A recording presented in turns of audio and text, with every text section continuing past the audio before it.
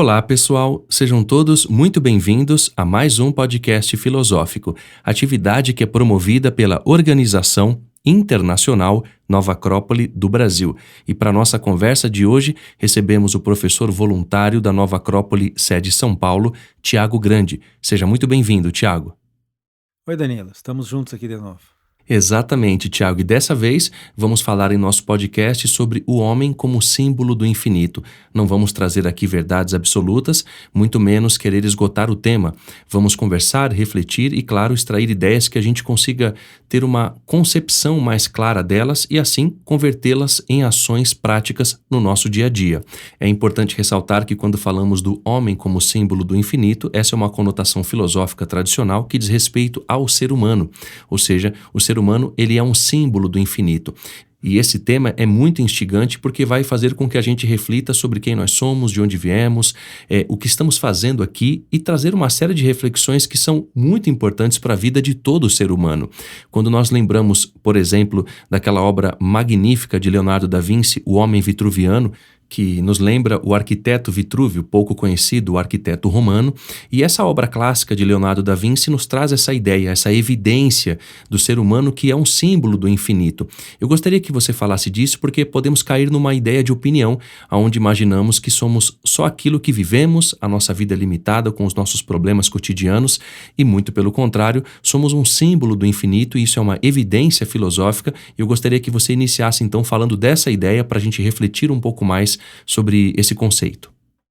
Em primeiro lugar, o que eu estou chamando aqui de infinito significa uma amplitude, um potencial e uma esfera de realizações que, pelo menos aparentemente, não tem limites. Então, o infinito aqui é um conceito de ilimitado, de que não se encontra restrições ou não se encontra um término para a expressão, no caso, do potencial humano. Como você mesmo falava sobre Leonardo da Vinci, com aquela imagem do homem vitruviano, que de fato é muito apropriada para esse tema nosso.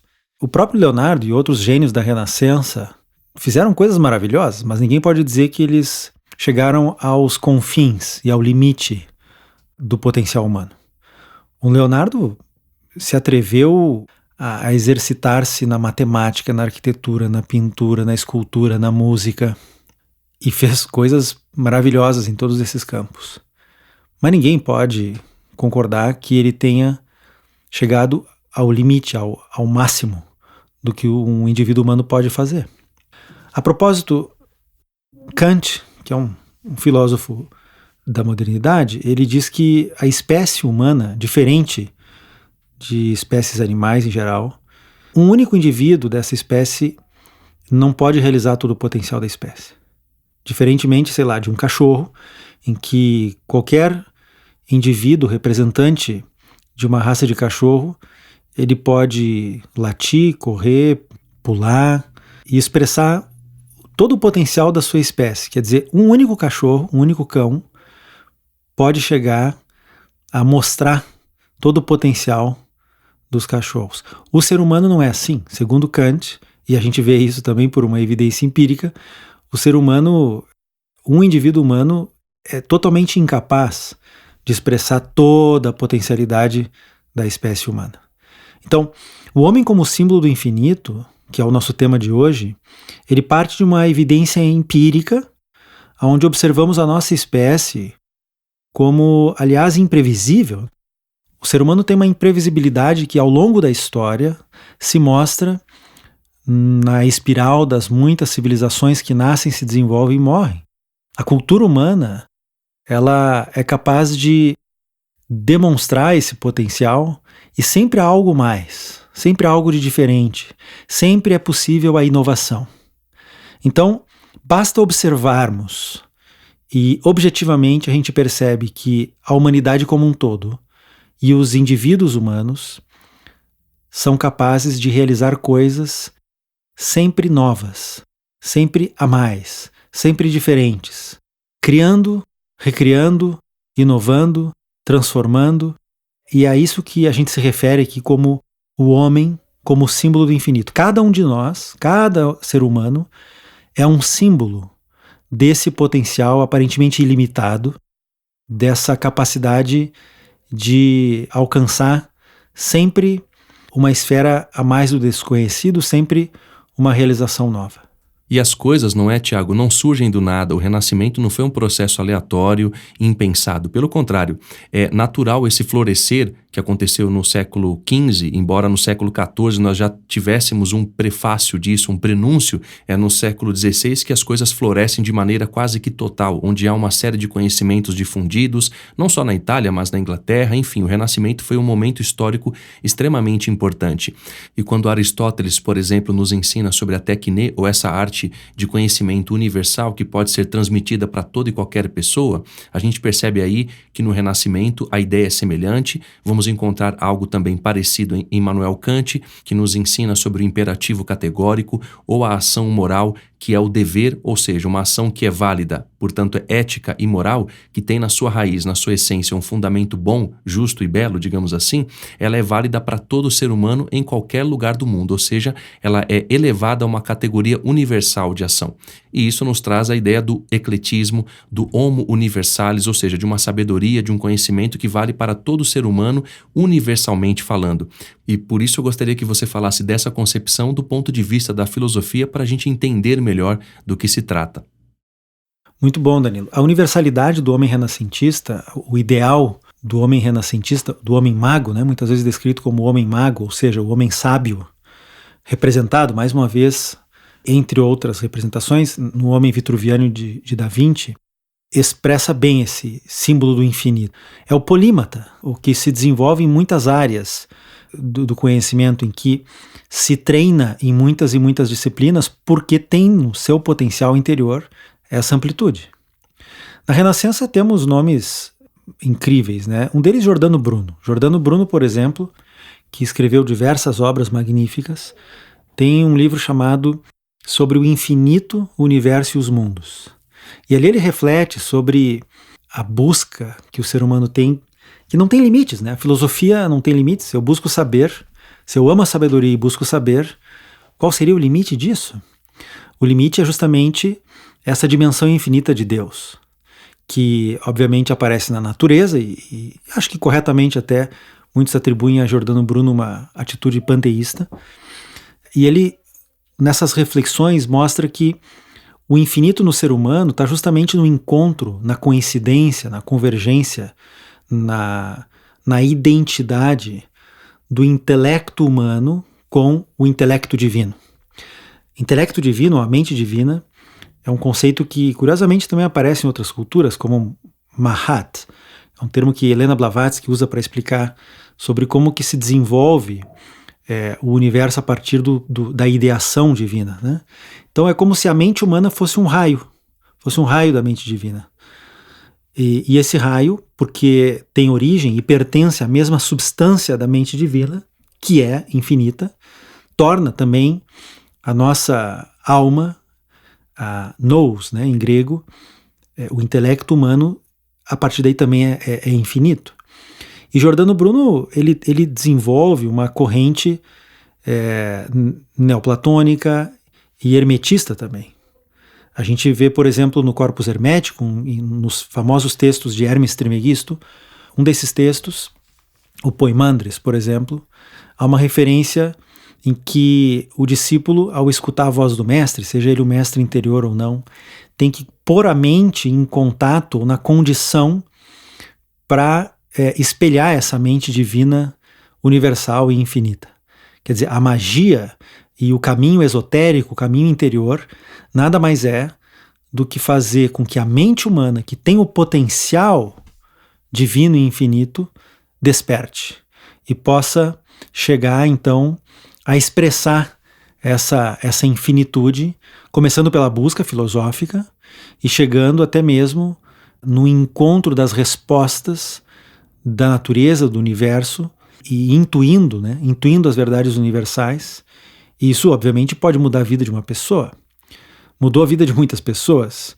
Aliás, infelizmente, no caso de Giordano Bruno, num período complicado, um período complicado em que ele vivia, foi traído até por uma pessoa que aparentemente se dizia seu discípulo, e acabou sendo condenado pela Inquisição, foi morto na fogueira, mas apesar disso nunca negou o que sempre dizia a respeito do infinito, do universo e dos mundos. Então, é um exemplo de alguém que literalmente deu a vida por esse ensinamento de que o ser humano é sim um símbolo do infinito. E uma reflexão e também uma pergunta, não é, Tiago, que me vem à mente, quando a gente relembra, por exemplo, Giordano Bruno, Helena Blavatsky, eles trouxeram uma profusão de conhecimentos e ideias que naquele momento causaram um impacto tremendo e até hoje causam, porque se a gente estudar uma revista científica inglesa ou norte-americana que trate de temas de matemática, de física, de filosofia, de tradições, de culturas, esses dois sempre serão citados, porque deixaram marcas profundas na humanidade, transformando a sua mentalidade, o seu coração, a sua ação. E isso faz muita diferença, não é, Tiago? Não só no momento histórico em que vivemos, mas também para o futuro das outras gerações que estão por vir. Faz a diferença e vai fazer ainda mais diferença se a gente tornar o nosso elogio a esses grandes filósofos e sábios aplicando aquilo que eles nos ensinam, né? Eu acho que a melhor maneira de fazer uma homenagem a um grande sábio é se esforçando para aprender e aplicar aquilo que eles ensinam. No caso de Giordano Bruno, aliás, há ensinamentos muito práticos sobre a arte da memória e da imaginação. Ele, nessa tradição que eu falava, hermética, neoplatônica, também recolhe uma metodologia de desenvolvimento da consciência que ficou famosa, ficou conhecida como a arte da memória e da imaginação. Nesse método educacional, portanto filosófico, Giordano Bruno, junto com outros, ensinava a expandir a consciência. Ensinava como que a gente pode exercitar a memória como se fosse um músculo. Dizer assim, mas eu não tenho memória, ou eu não tenho boa memória. Essa frase não tem sentido porque a memória é análoga a um músculo. Eu não posso dizer que não tem um músculo. Ele pode estar pouco desenvolvido.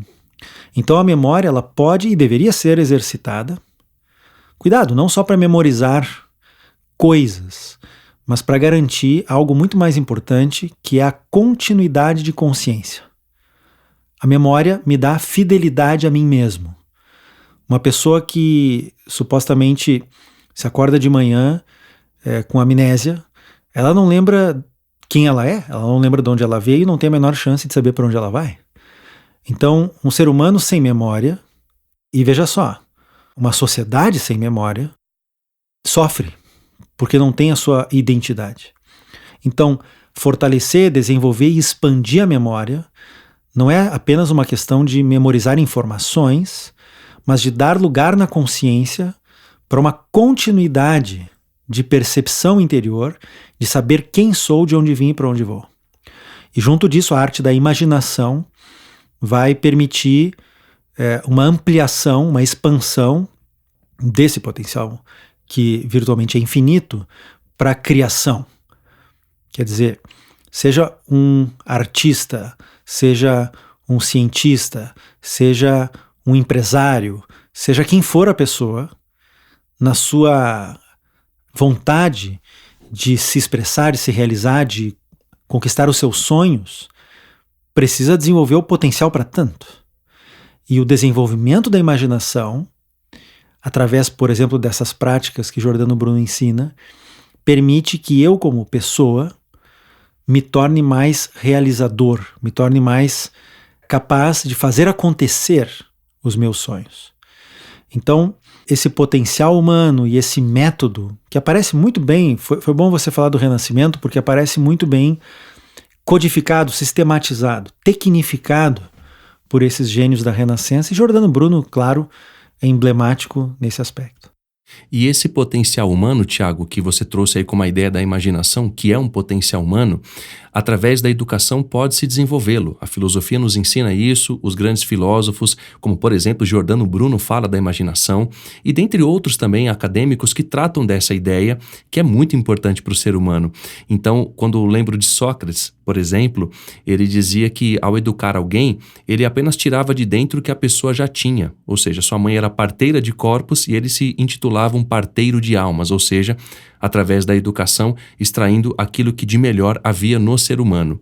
Agora, Esses potenciais, Tiago, se eles não são bem desenvolvidos, bem canalizados, bem direcionados, a gente pode trazer à tona o que a gente tem de pior. Se a gente tem uma cultura que valoriza a competitividade, o egoísmo, imaginando daqui a muitos anos, né, nós não estaremos mais aqui, o que é um processo natural da vida, os nossos ouvintes podem se perguntar quais são esses valores, quais são esses potenciais e como desenvolvê-los com inteligência, com moral, de uma maneira pedagógica, prática, que isso faça sentido para a nossa vida, para que a gente não os confunda com os nossos defeitos e não potencializemos aquilo que é ruim de nós. Pelo contrário, aquilo que é bom. Nossa, Danilo, te escutando agora, eu lembrei de uma frase, de um ensinamento aqui na Acrópole, que ele dizia assim: o mundo é violento por falta de imaginação. O mundo é violento por falta de imaginação. Eu fiquei tão tocado com essa frase que, claro, pedi para ele me falar mais sobre isso, e ele disse: veja, é por falta de possibilidades. A pessoa, uma vez que se vê angustiada, que se vê oprimida, que se vê eventualmente até explorada, não necessariamente por outro, mas pelas suas circunstâncias de vida, fica revoltada, fica indignada, fica violenta e reage instintivamente. Reage sem consciência. Reage por medo ou por raiva, mas reage. Quer dizer, falta imaginação, porque se houvesse consciência e, portanto, imaginação, abrir-se-iam possibilidades. Até me permite usar aqui uma mesóclise. Abrir-se-iam possibilidades. Quando eu estou consciente e imagino alternativas, pela minha inteligência, por esse potencial infinito, surgem 500 mil possibilidades e eu não vou reagir violentamente, porque eu tenho agora aonde me apoiar para solucionar os meus problemas. Então, a nossa sociedade hoje, com uma série de valores invertidos, com uma série de situações angustiantes e trágicas, né? De injustiça e de confusão e de desesperança. Isso é justamente por falta de imaginação. Eu falava da memória e da imaginação. A gente teria que compor aqui o que o fundador da Nova Acrópole no Brasil, o professor Michel Echenique, nos ensinava como o círculo de potencialidades. Então quem está nos escutando aí pode imaginar um círculo. No centro desse círculo está a consciência com a sua faculdade de concentração. O que seria a falta de concentração? Ora, a dispersão, a distração. A atenção é um dos quadrantes desse círculo que fica em volta da concentração. O que seria o contrário da atenção? A desatenção, a falta de estar presente, né, de corpo e alma nas situações. Uma outra faceta desse círculo é o discernimento. O oposto do discernimento, ou a sombra dessa faculdade, seria a insensatez. Fazer escolhas equivocadas e tolas. Depois, justamente, a memória é um outro quadrante. O oposto da memória não é exatamente um esquecimento, como eu dizia, de dados e informações, mas sim uma mecanicidade, um automatismo, o hábito, no pior sentido da palavra, em que a pessoa se esquece de estar viva, né? Se esquece de si mesma. E o oposto da imaginação é a fantasia. É quando a pessoa, ao invés de criar conscientemente, deixa a sua mente vagar e, ao invés de pensar, é pensado. Esse é o comportamento de massa da pessoa que está sendo manipulada, seja pelo que for. Não pensa, é pensada. Então, o desenvolvimento desse círculo de potencialidades, que, aliás, a gente exercita em Nova Acrópole, no nosso programa de estudos, né, na prática, com uma série de técnicas, vai ampliar as possibilidades de realização humana e tem todas as condições de, a partir daí, Danilo, criarmos um mundo novo e melhor. Um mundo com novas possibilidades. Que, vejam, não precisamos negar a realidade, por exemplo, da competitividade ou do egoísmo. Isso tudo existe, é real. Mas quem disse que só existe isso? Quem pode comprovar, quem pode chegar aqui na minha frente agora e dizer que o ser humano está limitado a essas coisas? E mesmo que me diga, eu não tenho como confirmar isso, porque empiricamente, pela minha própria vivência, eu constato que o ser humano também tem, nesse potencial infinito, a condição de viver de um modo altruísta, de um modo generoso, enxergando e realizando possibilidades diferentes daquelas que a gente tem visto por aí. Tiago, dessa maneira encerramos o nosso podcast de hoje, lhe agradecendo a presença e, claro, desejando que seja sempre muito bem-vindo. Obrigado, Danilo. Que cada um de vocês que nos escuta se veja a si mesmo como um símbolo do infinito. Para aqueles que queiram nos contatar, podem fazê-lo através do nosso site nova-acropole.org.br/podcast. Para quem quiser saber mais sobre o nosso curso de Filosofia para Viver, pode fazê-lo também através do nosso site nova-acropole.org.br. Até a próxima!